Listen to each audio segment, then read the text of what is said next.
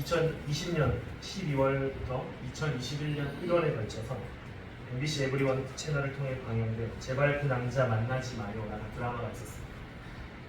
여기에서 여주인공 서지성이라고 하는 여주인공이 나오는데, 이 여주인공은 인공지능 가전제품 개발자로 나옵니다.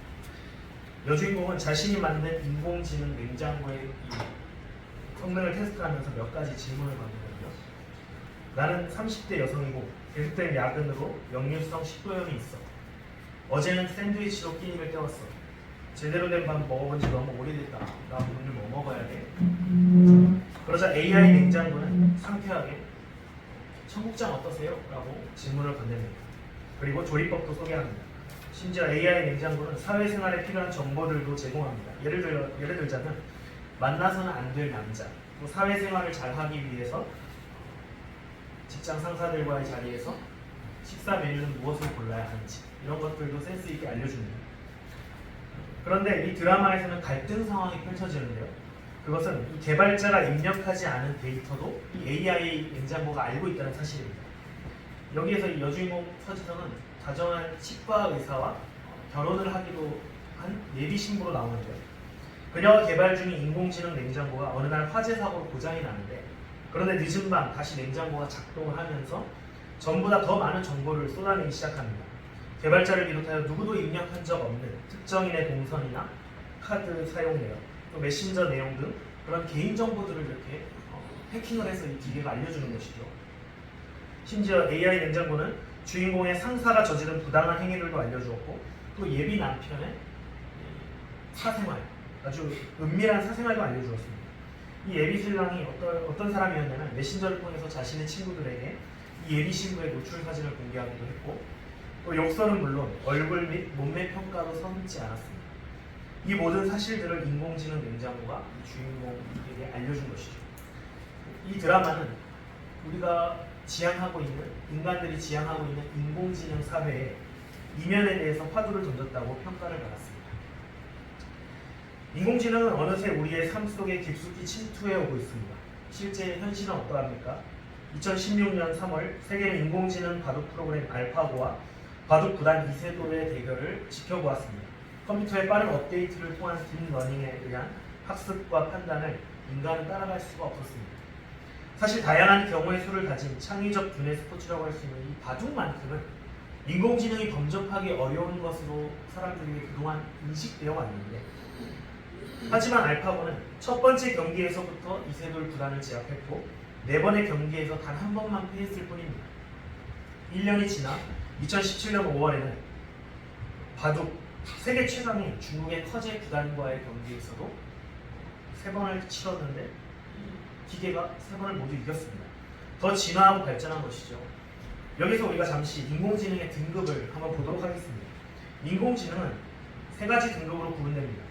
인간보다 1000배 이상 높은 지능을 가졌을 때 붙여줄 수 있는 초인공지능, 그리고 인간 수준의 범용 인공지능, 그리고 한 가지 일을 아주 잘하는 약인공지능입니다.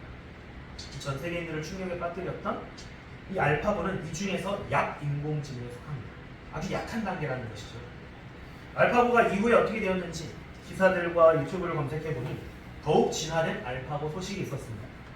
이세돌과 커제를 이긴 기존의 알파고는 지난 40년간 바둑 기사들의 경기 16만 건을 학습한 인공지능이었습니다. 그런데 이 기존의 알파고를 능가하는 알파고가 나왔는데, 이것은 알파고 제로입니다.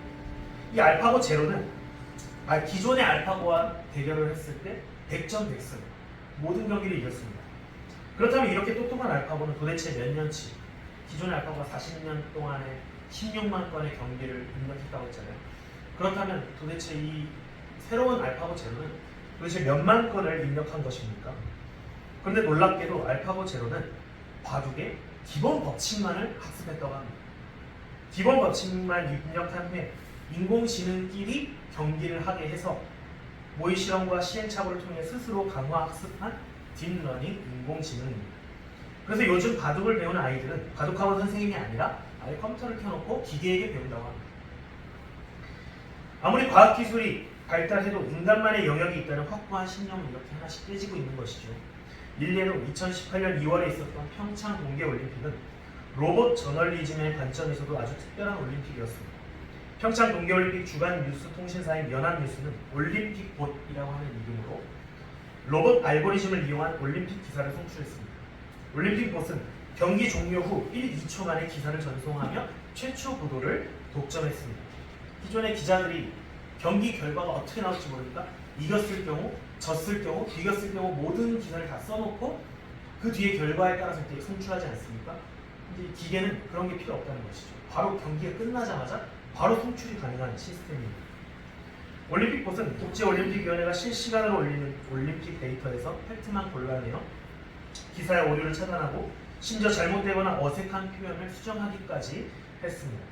단순한 팩트의 전달을 넘어서서 논리적 분석이 가능한 단계까지 수준이 업그레이드된 것입니다. 이번에는 폐기된 인공지능 이야기를 해보려 합니다. 2020년 12월 말 정식 런칭한 AI 채팅 서비스 이루다가 2021년 1월 12일에 서비스를 중단하고 결국 폐기 처분되었습니다. 딱 한 달 서비스한 것입니다. 개발사인 스캐터랩이라고 하는 회사는 2016년에 출시한 연예의 과학이라고 하는 어플을 통해 연인들의 대화 데이터를 확보했는데요. 이 연예의 과학이라고 하는 어플은 앱 상세 정보에 찾아보면 지금도 찾아보면 그 정보를 찾을 수가 있습니다. 이 어플 상세 정보에 보면 카카오톡 대화를 분석해서 상대방의 감정을 알려준다고 되어 있습니다. 이게 무슨 말이냐면 요즘에 흔히 하는 말로 젊은이들이 썸을 탄다는 표현을 하잖아요. 아직 연애 단계인지 아닌지 이제 조금 좋아하는 사람들이 생겼을 때 썸을 탄다라고 표현을 하는데 그렇게 그 썸을 타는 상대방과의 대화 내용을 이 어플에 입력을 하면 그 사람이 나를 좋아할 확률이 몇 %인지 이런 것들을 알려준다고 이렇게 홍보를 한 어플입니다. 그렇게 해서 확보한 연인들의 대화 데이터 100억 건을 딥러닝 방식으로 이루다에게 학습시켰고 이루다는 서비스를 개시하자마자 MZ세대를 중심으로 광풍이 불어서 2주일 만에 75만 명이 넘는 이용자들이 몰려들었습니다.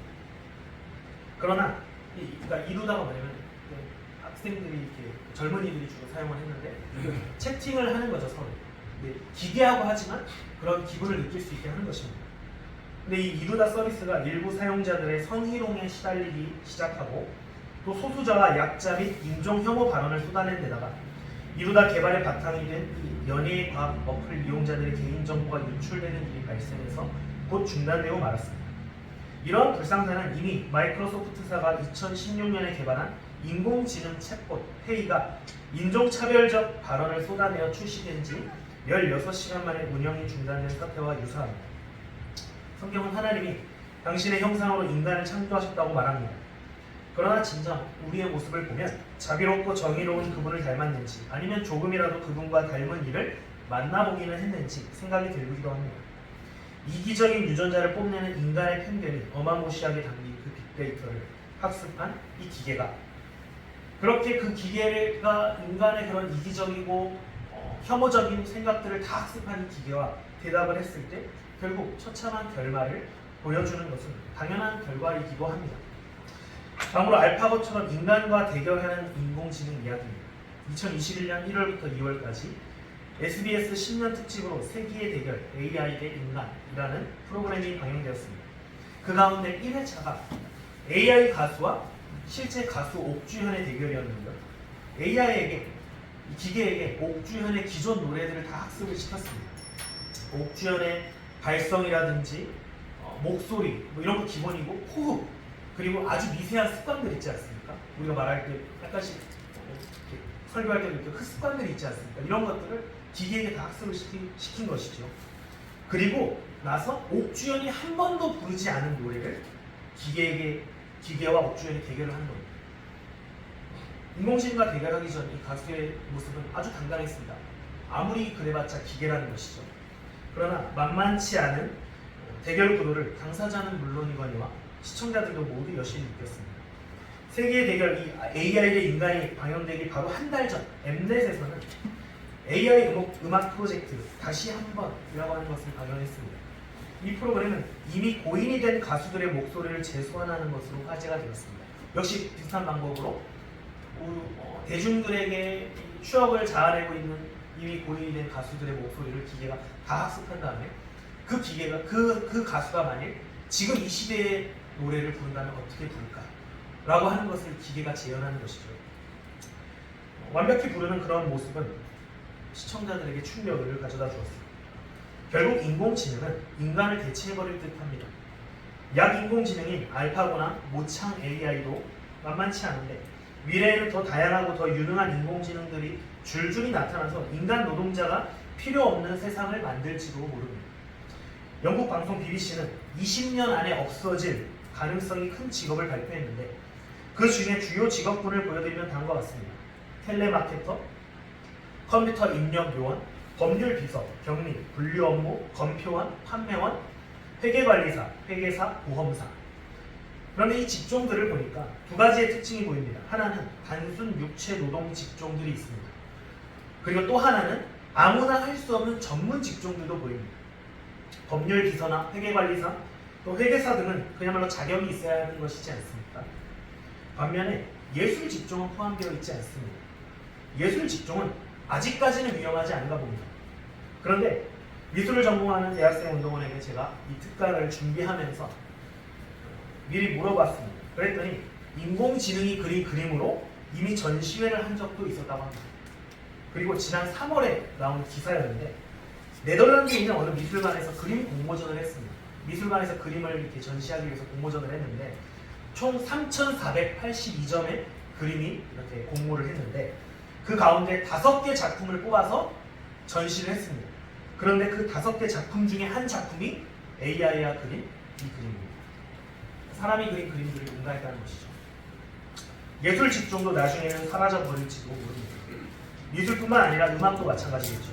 사람이 작곡한 곡은 표절 시비에 휘말릴 수 있지만 인공지능이 작곡한 곳은 인터넷상에 올라와 있는 모든 곡들을 분석하게 될 것이기 때문에 그 어떤 문제도 제기되지 못할 것입니다. 이것도 제가 물어보니까 작곡 전공한 친구에게 물어보니까 이미 그렇게 작곡들을 하고 있다고 합니다. 심지어 제가 정확히 2월 20일 3달 전인데 2월 20일에 월요일에 정보SFC 위원들과 모인 MT 자리에서 우스갯소리로 나중에 뒤에서 더 자세히 보겠지만 챗 GPT가 소설을 써서 책도 출간하는 건 아니겠느냐 라고 얘기를 했는데 그 얘기를 하고 나서 이틀 후에 2월 20일, 22일에 이틀 후에 챗 GPT 즉 인공지능이 쓴 책이 출간되었습니다.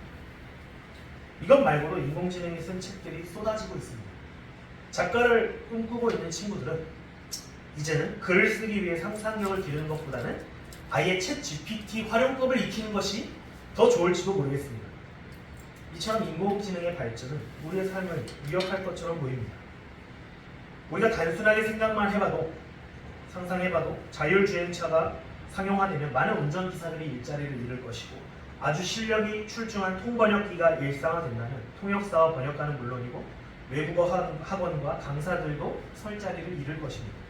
그러나 이것들은 약 인공지능이거나 인간 수준의 범용 인공지능입니다. 문제는 초인공지능 아닙니까? 이제 인간의 능력을 넘어서는 미래학자 레이 커즈와일이라는 사람이 있습니다. 이 사람은 전자악기 브랜드 커즈와일을 설립한 사람인데 우리나라 악기 브랜드 영창이 이 커즈와일을 인수한 후에 이 레이 커즈와일은 이 영창뮤직의 고문으로 활동하고 있습니다. 그는 2005년에 출간한 특이점이 온다라는 책에서 2045년이 오면 AI가 인간의 능력을 넘어서는 특이점에 도달해 그 시점을 특이점이라고 표현을 했습니다. 특이점이 도달해서 초지능 시대가 열릴 것이라고 예측했습니다. 그런데 코로나 팬데믹으로 인해 비대면 일상이 보편화되면서 어쩌면 2045년이 되기 전에 그러한 상황이 펼쳐질지도 모르겠습니다. 2011년에 출간된 UN 미래보고서 2025라는 책에서 UN 미래포럼 회장 제롬 블레는 2025년에 사이버 나우가 상용화되는 사회가 올 것으로 예측했습니다. 사이버 나우는 이 사람이 처음 사용한 말인데 콘택트 렌즈나 특수 의복 형태로 피부에 의식할 수도 있고 옷이나 안경처럼 착용할 수 있으며 뇌의 지시를 받아 작동하는 것인데 사이버 나우가 열어갈 미래는 원격 교육과 원격 검진, 원격 근무가 가능하다는 것이죠. 몸속에 이식하는 칩 이게 이제 상용화될 거라고 말을 하는 것입니다. 아직까지는 상용화되지 않았지만 이미 기술 다 나왔다고 봅니다. 2025년은 단 2년 남았는데 그가 예견한 시기가 2011년이었다고 했으니 여러분들도 공감하실지 모르지만 이미 기술적으로는 가능할지도 모르겠습니다. 그리고 이러한 상황에 대해 우리가 걱정하는 바가 있죠. 그것은 인간이 인공지능의 노예로 전락해버릴지도 모른다는 두려움입니다. 물론 인공지능이 인간이 해야 할 일들을 알아서 처리할 것이라는 안도감도 동시에 들죠. 그러나 모든 면에서 인간의 능력을 초월한 초인공지능이 등장하면 그 강력한 AI가 인류의 모든 데이터에 접근해서 스스로 학습한 후에 기존의 모든 온라인 기계와 프로그램을 통제할 수 있지 않겠습니까? 과학기술의 발전이 인류의 삶을 편리하고 풍성하게 바꾸어 놓은 것은 부인할 수 없는 사실입니다. 농업혁명 이후 과학혁명과 산업혁명으로 이어진 급진적인 변화 속에서 인간은 무한한 가능성에 도전하였고 그 도전은 지금도 계속되고 있습니다. 이러한 혁명적 시대의 중심에는 인공지능이 있습니다. 그런데 인공지능이 인간의 편의를 도모하는 역할만 할 것인지 아니면 인간을 지배하는 역할까지 할 것인지 미래학자와 미래학계에서는 관련 학계에서는 의견이 빈번합니다. 설사 인공지능이 인간을 정복하지는 못한다 할지라도 인공지능이 우리의 삶의 중심이 되는 것만큼은 충분히 예상해 볼 수 있습니다. 이렇게 될 경우 과연 인간은 어느 자리에 서게 되는 것입니까? 비록 SF 영화와 같이 인간이 기계의 노예가 되지는 않더라도 인간 소외와 또 주체성 상실은 충분히 우려할 만한 것입니다. 인공지능 기술은 하루가 다르게 진보하고 있습니다. 제가 이 특강을 준비하면서도 저조차도 깜짝깜짝 놀랐던 것이 계속해서 새로운 내용들이 튀어나왔습니다. 처음 준비한 게 6월 달부터였는데 계속해서 한 주, 두 주 지나면서 새로운 이슈들이 계속 튀어나오고 새로운 게 개발이 되고 이런 일들도 생기고 그런 내용들을 볼 수 있습니다.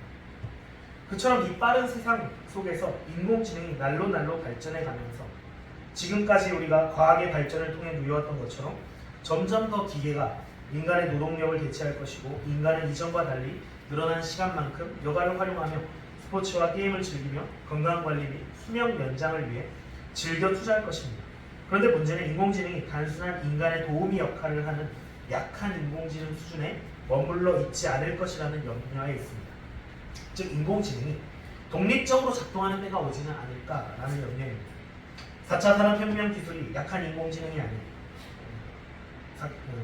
인간과 같은 의식과 마음까지도 갖는 강한 인공지능으로 나아가 인간을 초월하는 신적 존재가 이루어지는 초인공지능에까지도 이르게 된다고 보는 것이죠. 이스라엘 출신으로 옥스퍼드에서 박사학위를 받고 이스라엘 예루살렘 히브리 대학에서 역사학을 가르치고 있는 유발 하라리 교수가 있습니다. 그는 2017년에 발간한 자신의 저서 호모데우스 미래의 역사라는 책에서 초인공지능 시대를 예언하면서 앞으로 호모사피엔스는 사라지고 인간은 사라져버리고 호모데우스의 시대, 곧 인공지능이 신의 경지에 이르는 날이 올 것이다 라고 주장했습니다. 이러한 초인공지능의 시대는 기존의 해석과 자연법칙이 용인되지 않는 전혀 새로운 현실이 시작되는 지점에 접어드는 것을 말합니다. 바로 이런 단계에 대해서 미국의 수학 박사이면서 대학에서 수학과 컴퓨터를 가르치다가 현재는 과학소설 작가로 활동하는 이 버너 빈지라고 하는 사람은 바로 그 시기, 앞에서 커즈왈이 말했던 그 특이점이라고 하는 시기 있지 않습니까? 그 시기가 2030년에 올 것이라고 말했습니다. 2030년이 되면 인공지능이 인간을 넘어선다는 것이죠. 앞서 언급했다시피 커즈왈은 2045년에 이런 시대가 올 것이라고 했습니다. 이러한 시대의 도래를 확신하는 자들은 인간화된 기계들이 현재 인공지능 발전 속도로 보아 머지않은 미래에 등장할 것으로 믿고 있습니다. 그래서 일부 인공지능 개발자 또는 초인공지능 시대를 낙관하는 자는 기계와 인간의 물리적인 친화 관계를 즐겨서 상상하기도 합니다. 1985년에 태어났고 일본 장기 인공지능 프로그램을 개발하여 처음으로 프로 기사에게 승리했던 장기 프로그램, 알파고가 바둑이라고 한다면 이 장기 프로그램을 만든 사람이죠. 코난자라고 하는 이 장기 프로그램의 개발자인 야마모토 이세이는 현재의 기술로는 기계가 목표나 목적을 지니지 못하지만 이후에는 반드시 지성을 갖추게 되고 스스로 알아서 똑똑해질 것이라고 했습니다.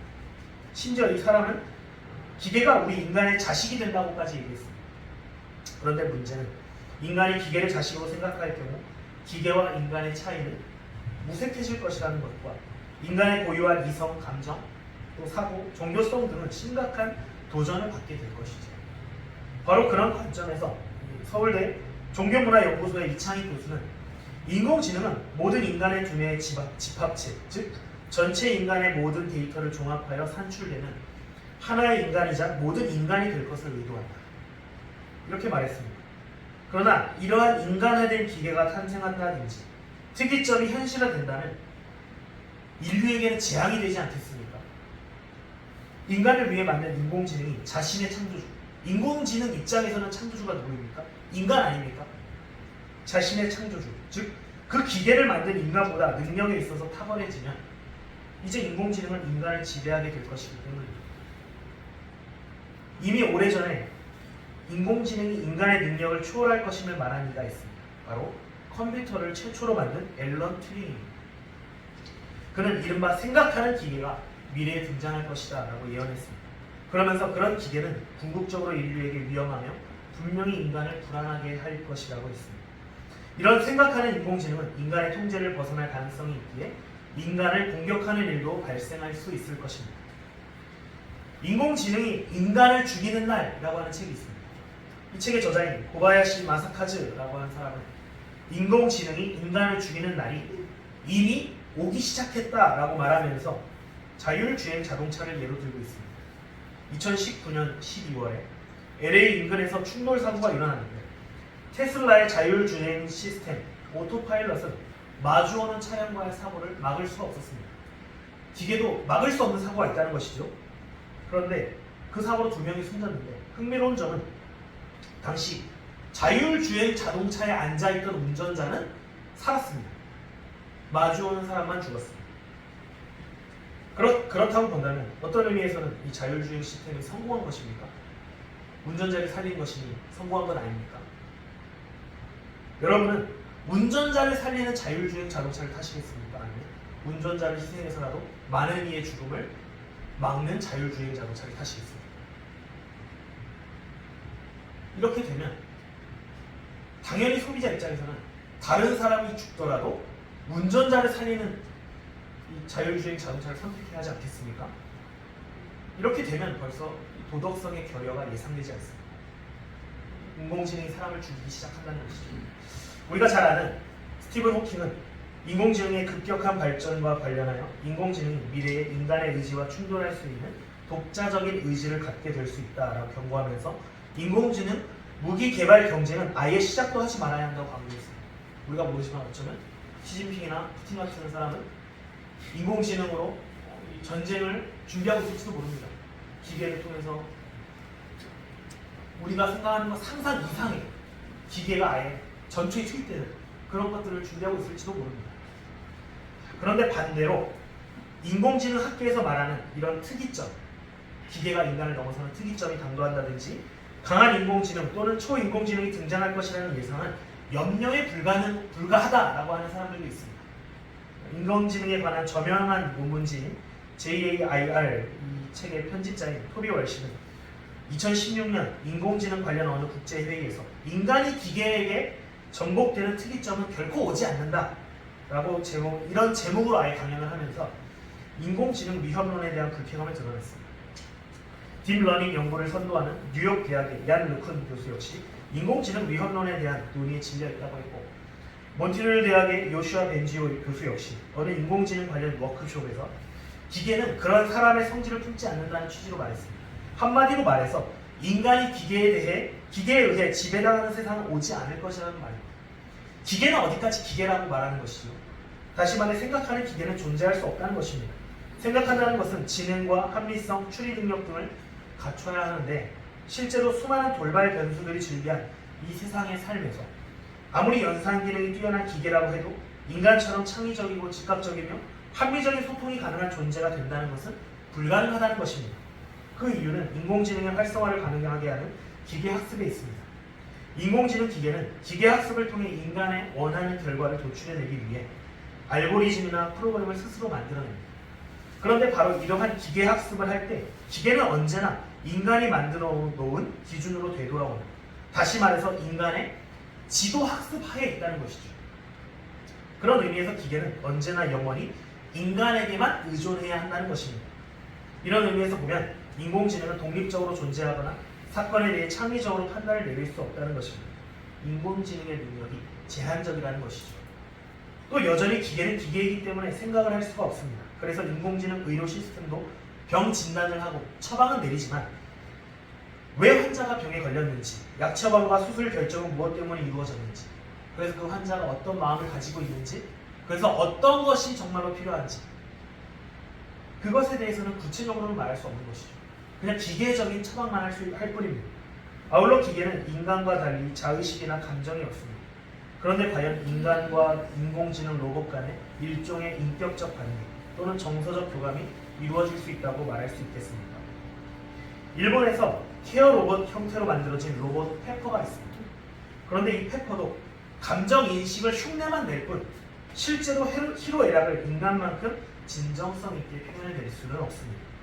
인간의 감정은 오랜 인류 역사의 기간 동안 서사적인 삶을 통해 축적되어 왔기 때문에 기계는 이러한 인간과 근본적으로 인격적인 소통을 이루어낼 수는 없습니다. 이런 의미에서 볼 때 인공지능은 분명히 한계를 지닙니다. 적어도 지금까지는 한계를 지냅니다. 인간의 편의를 도모하는 것 그 이상은 실질적으로 불가능하다는 것이죠. 기계는 인간의 목적에 대해 무지할 뿐만 아니라 다양한 인간의 성격과 극명한 차이를 갖는 인간의 능력들과 변화무쌍한 인간의 행동들을 보고 인간의 가치를 배우는 것은 여간 어려운 것이 아닌 것입니다. 이처럼 인공지능에 한계가 있다고 주장하는 근거들은 충분합니다. 그러나 앞에서도 보았듯이 인간의 능력을 뛰어넘는다고 보는 주장들도 충분합니다. 그렇다면 실제로는 어떻게 되겠습니까?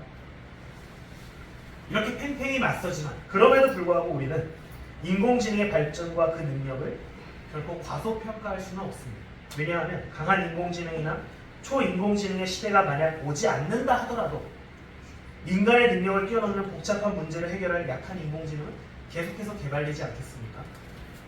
인공지능의 발전은 인간의 육체 노동은 물론 정신 노동에 속하는 일, 심지어 교육과 건강 또는 종교에 관한 일까지 탁월하게 처리하는 능력을 보여줄 것이고 인간은 이러한 인공지능의 도움을 크게 받을 것입니다.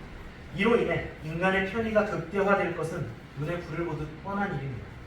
특히 어느 정도 인간과 공감을 이룰 수 있는 기능형 로봇과 같은 인공지능을 구입하여 삶의 편리를 도모할 것입니다.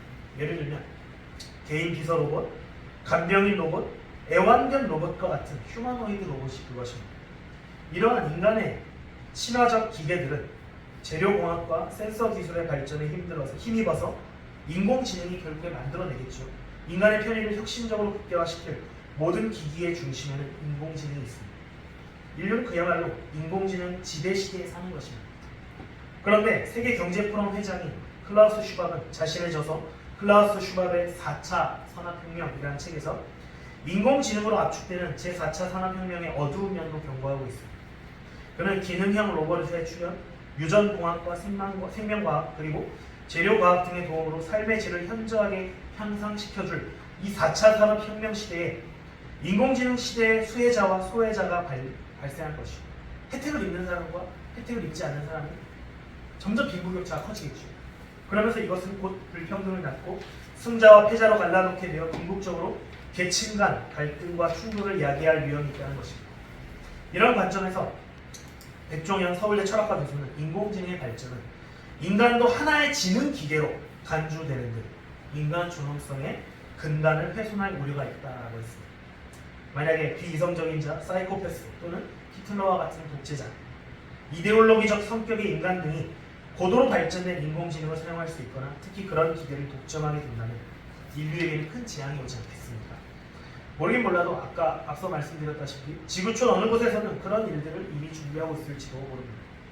이런 의미에서 우리는 인공지능 중심 시대에 인공지능 발전에 대한 관심 못지않게 이러한 인공지능을 만드는 주체로서의 인간이 최상의 미덕과 윤리의식을 구비하여야 한다는 사실에 대해 더욱 중요하게 생각하고 건설적인 4차 산업혁명과 사회적 양극화를 해소할 지혜를 모으는 데 힘써야 합니다. 비록 초인공지능의 기계로 발전하지 않더라도 기계에 대한 의존이 더하면 더할수록 인간은 육체적으로나 정신적으로 그리고 영적으로까지도 주체성을 상실하게 되어 전인격적으로 유약한 존재가 될 수 있습니다. 나아가 인간은 인간의 행복도를 향상시키기 위해 인공지능을 필요로 했으나 역설적으로 인공지능의 도움 때문에 인간의 행복도는 더욱 낮아질 수도 있습니다. 그리고 인간성은 점점 상실되어 가는 것이죠.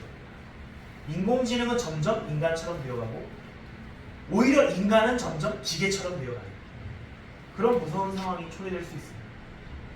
더 무서운 것은 인공지능의 발달을 보며 그것이 점점 종교화되어 가고 있다는 것입니다. 인공지능의 막강한 능력은 알파고가 이세돌을 이기는 장면에서 확연하게 드러났습니다. 앞서 언급했던 이 일본 장기 프로그램 개발자 야마모토 이세이는 알파고가 이세돌을 이기는 장면을 보면서 과학이 종교가 되는 순간을 보았다, 이렇게 말했습니다. 알파고가 승리한 순간이 인간을 넘어선 어떤 지적 존재가 등장했고 그것이 바로 종교적인 대상이 되는 순간으로 보이기도 하더라는 것입니다. 인공지능이 기존의 종교를 대체할 수도 있다는 선언처럼 들립니다. 앞서 언급한 이스라엘의 유발 하라리 교수는 데이터 교의 가능성에 대해 언급했습니다. 데이터 교가 생길 수 있다는 것이죠. 즉 기존의 종교 기능까지도 기계가 점령한다고 보는 것입니다. 만약 인공지능이 우리 생활의 일부가 된다면 정보 과학 기술에 대한 맹신을 넘어서 어떤 이들에게는 유사 종교화될 가능성도 있는 것입니다. 그런데 이 유발 하라리 교수는 데이터교를 종교와 비슷한 수준이 아니라 아예 실제 종교의 실체로 보고 있습니다. 그는 다윈의 진화 생물학과 튜링의 컴퓨터 기계를 만들면서 데이터교는 완성될 것이고 기존의 종교와 같은 형식을 갖게 될 것이라고 했습니다. 비슷한 주장을 한 사람이 또 있습니다. 로봇과 인공지능을 연구하고 구글과 우버 등에서 활동했던 앤서니 레반도브스키라는 사람입니다. 그런 사람들에게 다음과 같이 말했습니다. 인간은 다른 동물들보다 똑똑해서 도구를 만들고 사용해 왔습니다. 그래서 인간이 지구를 책임지고 있는 것이죠. 그런데 미래에 인간보다 더 똑똑한 그 무엇이 나타나서 평화롭고 고요한 천국을 만들어낸다면 어떻게 하시겠습니까? 라고 질문했습니다. 이후 그는 인공지능을 숭배하는 교회를 제안하여 스스로 그 교회의 교주가 되었습니다. 어떤 면에서는 참 엉뚱해 보일 수도 있지만 그가 세계적으로 유명하고 능력 있는 엔지니어였다는 점에서 이것은 결코 그 한 사람의 일탈처럼만은 보이지 않습니다. 이렇게 아주 걸출한 형태의 종교는 아니더라도 이미 사람들은 과학의 힘, 인공지능의 힘을 통해 종교의 영역을 채워가고 있습니다. 쉽게 말해서 예전에는 점쟁이에게 찾아가고 성경을 통해 지혜를 깨닫고 또 교회 가서 예배드리고 말씀을 들으면서 생활하던 그 종교 생활이 이제는 그냥 컴퓨터 앞에서 다 가능해졌다는 것입니다. 전 세계인들을 깜짝 놀라게 한 챗 GPT에 대해서 다들 한 번씩은 들어보셨을 것입니다.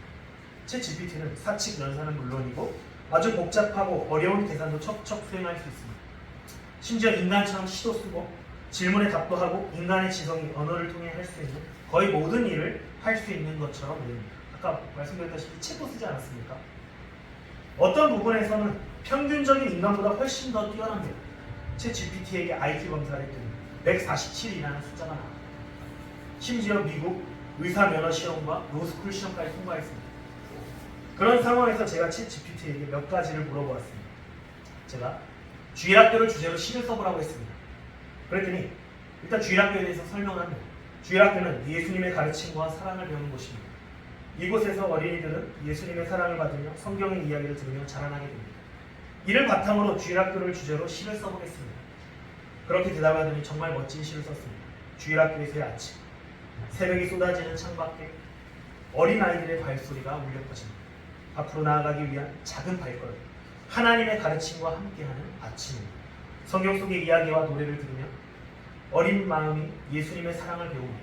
주일학교는 하나님의 품에서 키워지는 것, 어린이들의 미래를 밝게 비춰주는 고개입니다. 그들이 세상을 향해 나아갈 때 예수님의 사랑이 그들과 함께하길 주일학교에서 배운 가르침이 늘 그들의 영원한 길잡이가 되길 주일학교는 작은 씨앗이지만 하나님의 사랑과 함께 무궁한 열매를 맺습니다. 그 열매가 이 세상을 살게 하며 예수님의 사랑이 이어지기를 빕니다. 멋지지 않습니까? 중요한 것은 이 시가 이 세상 어디에도 존재하지 않는 시라는 것입니다. 모든 시들을 다 섭렵한 기계가 좋은 시 한 편을 써낸 것이죠. 제가 이번에는 다니엘 6장 1절에서 10절을 가지고 설교를 써보라고 했습니다. 그랬더니 잠시 후 챗 GPT는 보시는 바와 같이 저에게 놀라운 설교문을 그대로 가져다 주었습니다. 그래서 제가 챗 GPT에게 칭찬을 해주었습니다. 훌륭하게 썼다고 칭찬을 해주었습니다. 그러자 감사합니다. 언제든지 도움이 필요하시면 또 문의해 주세요라고 말합니다. 그래서 제가 이번에는 더 잘 써볼 수는 없는지 물어보았습니다. 그러자 이번에는 또 새로운 설교문을 써주었습니다. 제목부터 시작해서 서론과 본론과 결론의 형태로 되어 있습니다. 짤막한 내용이지만 맨 마지막 문단을 그중에 한번 읽어보면, 마지막으로 다니엘의 이야기는 하나님의 뜻을 이루는 삶을 살아가는 높은 표준을 보여줍니다. 우리는 다니엘의 모범을 따라 하나님의 영광을 위해 살아갑니다. 그의 삶에서 얻은 가르침을 적극적으로 활용하여 우리의 일상과 업무에서 하나님을 섬길 수 있도록 노력해야 합니다. 신의 일치의 삶 아닙니까? 신앙으로만 사는 것이 아니라 일상의 삶에서도 하나님을 섬기면서 그리스도인으로 살아가야 한다. 이 내용을 알려주었습니다. 비록 심오한 교리적인 부분이 약해 보일 수는 있어도 아주 잠깐의 큐티를 나눌 정도는 되어 보입니다. 심지어 그리스도인들이 평상시 출근길에 혹은 학교에 가는 길에 성경을 묵상한 후에 잠시 그 말씀의 교훈을 생각하기에는 너무나도 좋은 강편처럼 보입니다. 어쩌면 평균적인 목사님들의 수준보다 높을지도 모릅니다. 정말 놀랍지 않습니까? 이러면 어떤 그리스도인들은 교회의 필요성도 못 느낄지도 모릅니다. 인공지능의 실력이 워낙 출중하다 보니 우리는 이제 일일이 목사님을 찾아갈 필요도 못 느낄 것입니다. 챗 GPT에게 무엇이든 물어보면 되고, 성경에서 난해하게 생각되는 구절들, 궁금한 것들이 있으면 그냥 그 자리에서 챗 GPT에게 물어보면 됩니다. 성경의 배경까지도 다 알고 있지 않겠습니까? 교회 다니는 우리뿐이겠습니까? 어쩌면 이제는 무당들과 점쟁이들도 설 자리가 줄어들지 모르겠습니다. 제가 무속신앙을 가지고 있지 않기 때문에 잘은 모르겠지만 이제는 인공지능이 사주팔자도 다 알려주고 오늘의 운세도 척척 짚어주지 않겠습니까? 제가 챗 GPT에게 저의 태어난 날과 시간을 입력하면서 사주팔자를 물어보았습니다. 제 사주팔자를 물어봤습니다. 제 태어난 날과 시간. 그랬더니 이 녀석이 미국에서 개발된 녀석이라서 그런지 사주팔자는 동양에서 이루어지는 뭐 어쩌고 설명을 하더니 사주팔자 설명만 하다 끝나더라고요. 그래서 제가 서양식으로 물어보았습니다. 저의 별자리를 알려줬더니 저의 성격까지도 알려줍니다. 제 혈액형을 알려주었더니 역시 제가 어떤 사람인지 알려줍니다. 이번에는 MBTI, 성격 유형이죠. 성격 유형을 알려주었더니 이렇게 저의 모습들을 알려줍니다. 그리고 제가 어떻게 살아야 하는지도 더 심화해서 물어보면 알려줍니다. 제가 어떤 직업을 갖는 게 좋을지. 더 찾아보니까 바로 지난 3월 15일에 보도된 뉴스입니다. 새로운 버전이 나왔습니다. 그리고 계속해서 발전하고 있겠죠. 이렇게 보면 어쩌면 한국판 챗 GPT가 나중에 또 나와서 한국어 패치가 더 원활하게 돌아가고, 지금도 한국어로 잘 소통이 됩니다. 한국어로 물어보고 한국어로 대답을 잘 합니다. 그런데 이제 더 이게 발전이 돼서 더 원활하게 돌아가면 심지어 사주팔자나 점을 보는 기능까지 더해진다면 우리나라 사람들은 눈에 보이지도 않는 신에게 더 이상 기대려 하지 않을지도 모르겠습니다. 그러다 보니 이제는 몇 가지 우려되는 질문들을 생각해 볼 수 있습니다. 증강현실, 안면인식을 통해 인공지능이 만약 설교를 한다면, 지난번에 우리 대통령 선거할 때 AI 윤석열 보지 않았습니까? 윤석열, 그리고 요즘에 보니까 쇼호스트로 홈쇼핑 쇼호스트로 인공지능 가상 인간이 상품을 소개하고 설명하지 않습니까? 그것처럼 그냥 상상만 해보는 것입니다. 우리 시대에 저명했던 돌아가신 목사님들, 그런 분들이 가상현실로 재현을 해서 그분들이 새로운 본문으로 새로운 설교를 한다는, 상상을 해볼 수 있는 것이죠. 사람들이 인공지능은 교회와 목사를 대체할 수 있을까? 그리스도의 사랑을 이해하는 AI가 나올 수 있을까? 인공지능은 마침내 하나님을 예배할 수 있을까? 영혼까지 가질 수 있을까? 어떤 면에서 보면 다소 엉뚱해 보이는 질문들이지만 이러한 질문들 중 몇 가지는 실제로 기독교계와 과학계에서 최근 치열하게 토론이 오가고 있습니다. 실천신학계에서 또 과학계에서, 과학교육계에서 함께 연합해서 이런 논의들을 하고 있습니다. 종교개혁 500주년을 기념해서 2017년 독일 비텐베르크에서는 로봇 목사 블레스 유투가 등장했습니다. 이 로봇 목사는 5개 언어로 유창하게 설교를 하고, 물론 사람이 이제 눌러줘야 합니다. 유창하게 5가지 언어로 설교를 하고 신자를 축복하기 위해 손을 치켜드는데 손에서 이렇게 불빛도 나옵니다. 민간 목사의 손에서는 아무것도 나오지 않지만 손에서 불빛도 나옵니다. 시각적인 효과가 있는 것이죠. 물론 이 로봇은 어디까지나 입력된 대로만 움직이는 기계에 불과합니다.